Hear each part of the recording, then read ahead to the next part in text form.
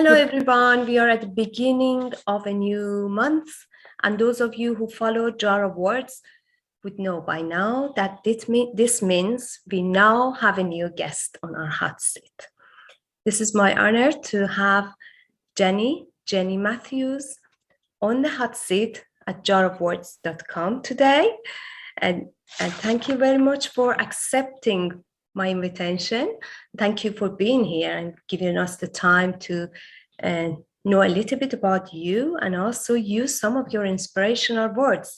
So could you start by introducing yourself, please? Certainly, and thank you for inviting me. It's quite an honor. Thank you. So, as you said, my name's Jenny Matthews. I run 3 companies, but the company that you know me through, Shahira, is called the Enterprise Bridge, excuse me, which is a training coaching company. And what I'm known for in that company are the women in business training sessions that I run. And I've run since 2008, starting to age me that. Developed out of my love of helping women start their own businesses and grow as women in themselves. So, you know, there are a lot of business support organizations out there that run enterprise programs, but I fully believe if I can't help women grow as people in themselves, I can't help them grow profitable and sustainable businesses. So that's me in a nutshell. Other things I do, if anyone's interested, I am a property investor and developer, which is another passion of mine. I do that for the same 2 reasons that I run my women in business programs. I have 2 main drivers in life.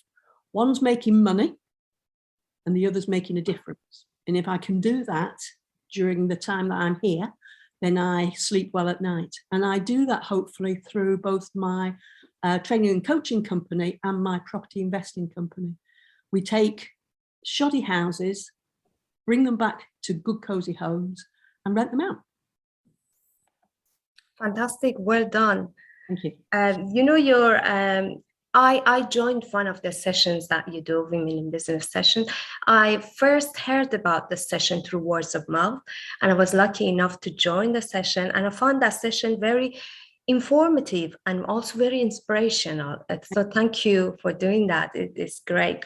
One thing that is always interesting for me is your attitude towards money, what you think of money, because it's so refreshing to have a new view, because you hear things how you're supposed to view moving towards earning money in different ways. So would you like to just repeat that bit for everyone? My 2 drivers in life, in any of the businesses and how I conduct my life are, one, making money, making a profit. You know, you'll have heard me say before on my programs, money's up there with oxygen. I can't go into a supermarket and say, I'm a really nice person, I've done loads of good deeds today, please give me a loaf and a pint of milk, because it won't work. So we all have to earn money. How we earn money, what we do with money, we can do a lot of good with money.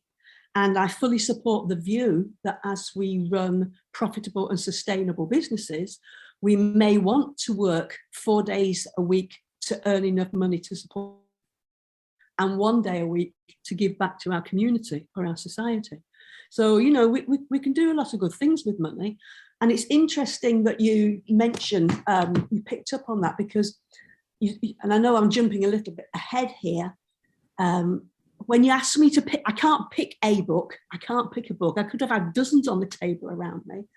But one of the books that I've brought to show, and I know that's backwards there, is a book called The Science of Getting Rich. And I think this was written back in the 1930s or something. So it's certainly not a new book, okay? But richness and wealth in my world, in the world of Jenny, is not just about money. It's about what we want and abundance in our life. So for me, I want to do what I want, when I want, with whom I want. And that makes me a wealthy person. It hasn't necessarily got a pound sign next to it that says, to do that, I need to earn so much. But, Shahira, and you'll have heard me say on my programs, and hopefully others who might be listening to this have heard me say on my programs, we need to know what makes us happy in the first place to even have a stab at being wealthy, because it's not just about money. That's true. Okay, fantastic.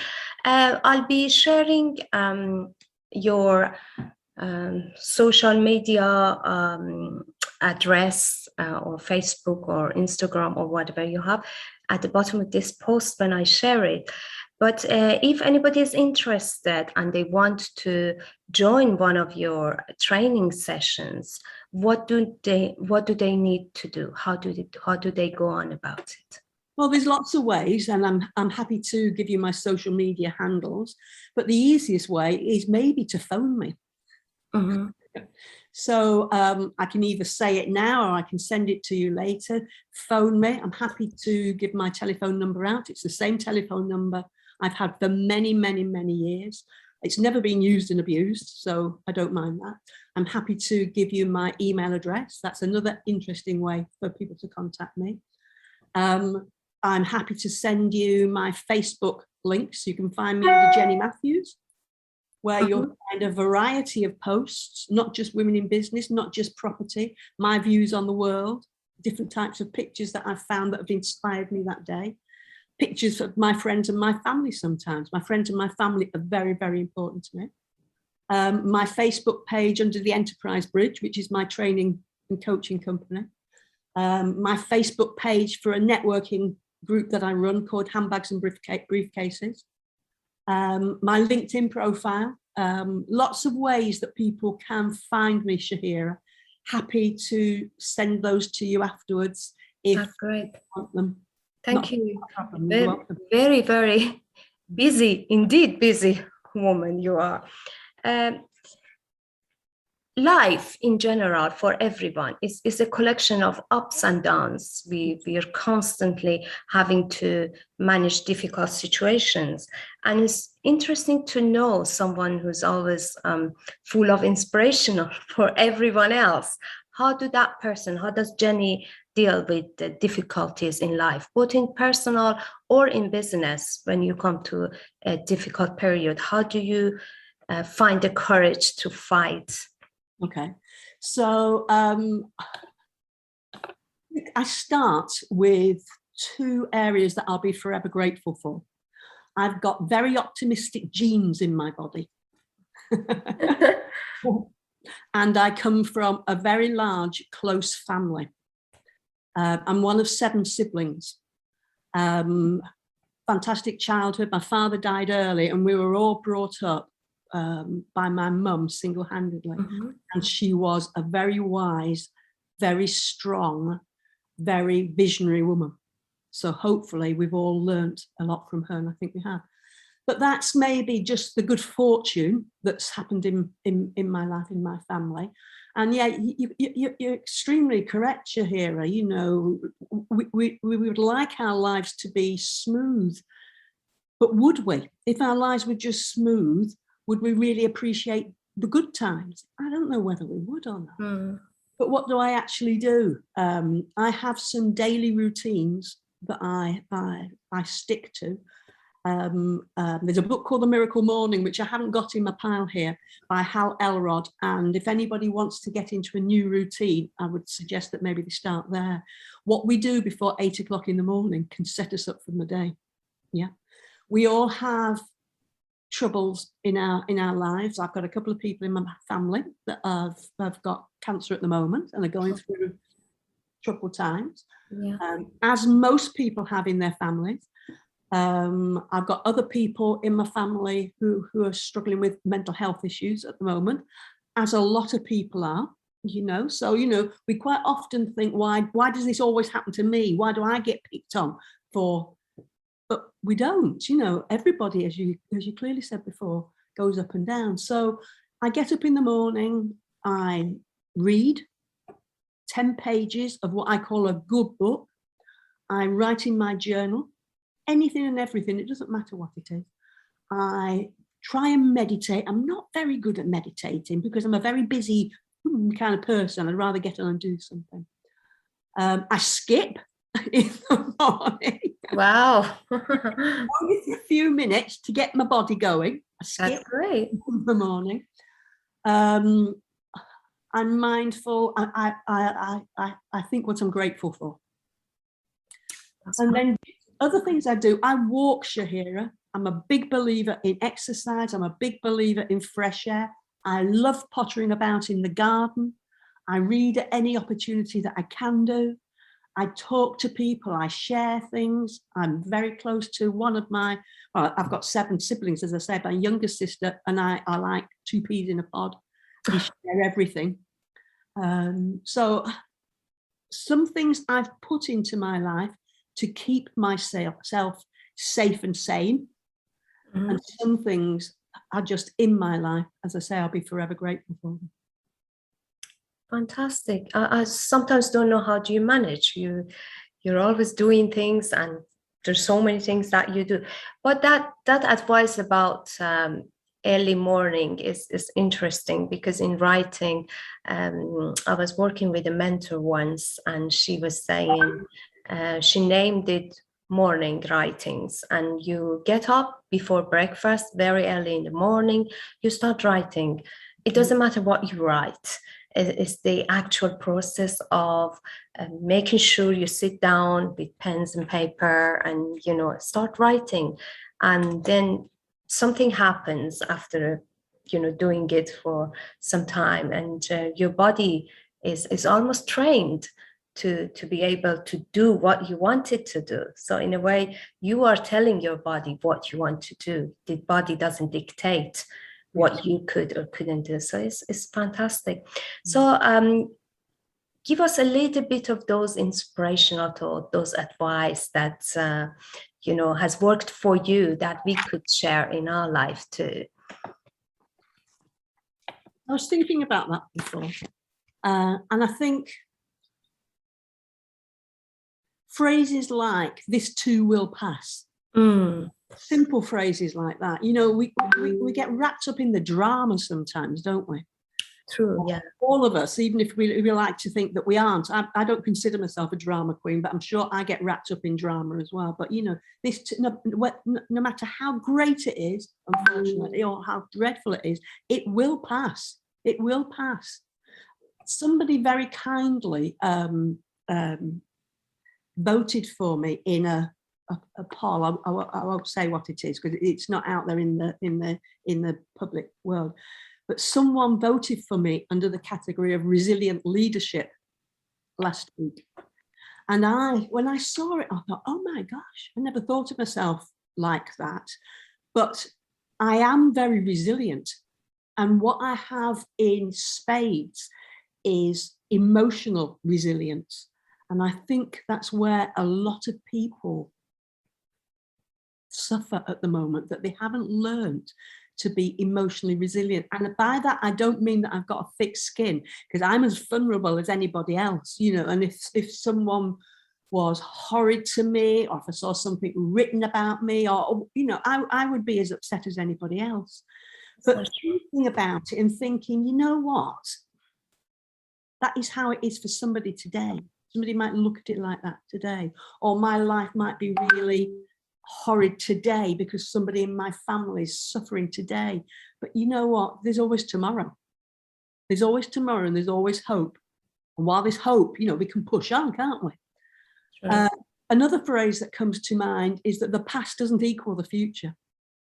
I know a lot of women that drag their back lives around with them and think, well, it's okay for you. You don't know what it's like in my life. This always happens to me. People have always said to me, you will never be able to do that. But the past doesn't equal the future. So there's lots and lots and lots. One of the other books that I've got, I think here, did I bring it in? I'm doing a funny face on your screen now. I don't know if I brought it in. But anything by Jim Rohn. I don't know that I brought it in. Anything by Jim Rohn. Brilliant quotes in his books. Mm-hmm. And who was it? Henry Ford. Whether you think you can or whether you think you can't, you're probably right, because everything starts in here. Everything starts in here. So if we can get this right by what we read, by who we talk to, by exercise, by fresh air, by balancing it all up, by not assuming things, because that's a dreadful thing to do, and then we make something up. You know, getting that balance in life. My star sign is Libra, so I'm the queen of the balance. Okay. Fantastic. That's great. Thank you very much. Thank you for all these positive, inspirational words, and thank you for introducing some of your favorite books. jarofwords.com is a writing site, so I'm sure it'll go very, very nicely somewhere in the site with the information about the books. Okay, is anything else that you would like to share with anyone? I would like to share another couple of books if that's okay. That would be great. Please do. And I'm holding them up, but I don't know if it's back to front or whatever, but it's Rich Dad Poor Dad. Yeah, Rich Dad Poor Dad by a guy called Robert Kiyosaki. Okay. It's a whole new way of looking at education and what actually is important. Not necessarily for everybody, but this is a book. I don't know if it looks like it, but it's well thumbed. I've read it several times. Okay. So that's another book that was written in the 30s, Think and Grow Rich by Napoleon Hill. And again, the rich is not just about money. Okay. Probably one of the most favorite books that I'm still reading at the moment, and my sister bought this for me, is The Well-Gardened Mind by Stuart Smith. And it's written, she's a psychologist and her husband is a very renowned gardener. And it talks about the benefits for all of us, no matter where we are on the mental health spectrum, of being outside and digging the earth and gardening and seeing things grow. Yeah. It's a fascinating book, Shahira. Fantastic. I've seen the effect of, as you said, being out in the garden and doing a little bit of gardening. So I agree on that.